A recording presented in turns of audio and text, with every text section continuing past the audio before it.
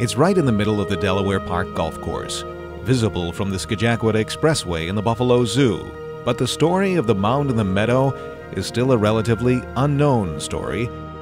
In 1812, hundreds and hundreds of soldiers from places like Maryland and Virginia came to the rugged frontier, came to Buffalo to protect our nation's borders against the Canadian British at the start of the War of 1812.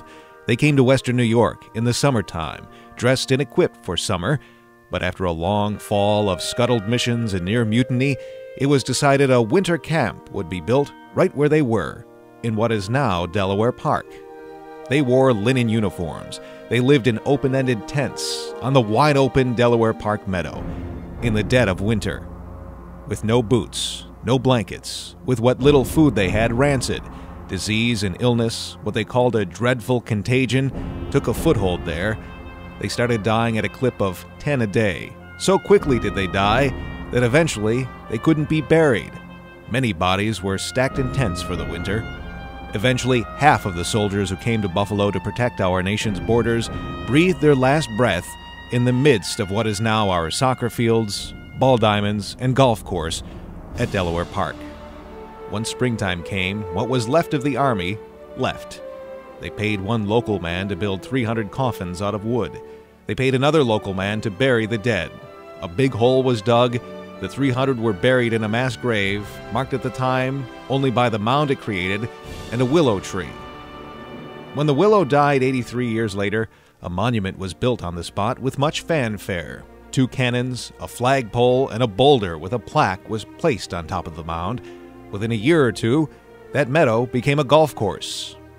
Eventually, the flagpole was taken down. The story of what the monument meant was lost, as people made it a spot for fun photos, not a sacred spot to remember.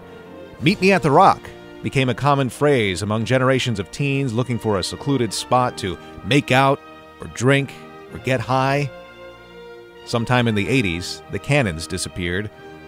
All that's left today is a little-known story and a boulder with a plaque only read by golfers with a terrible slice.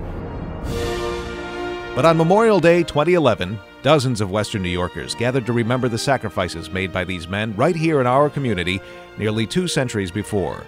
Golfers stopped for a moment. A procession was made from Ring Road to the Mound in the Meadow, where 300 flags were planted to honor the sacrifice made while wearing our nation's uniform, serving under our flag.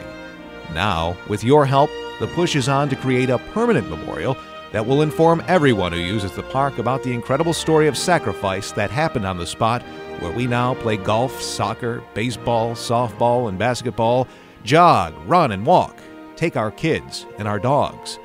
We're raising support for a small, tasteful stone memorial, something reminiscent of Arlington National Cemetery, to be placed on the best spot we could find. Right now, it's just a patch of grass outside the Buffalo Zoo's Gate 8, but with your help, on Memorial Day 2012, it'll be the site of a permanent memorial and garden, allowing those enjoying the park, passers-by, and zoogoers the opportunity to understand another layer of the significance of the place, perhaps reflect a little bit.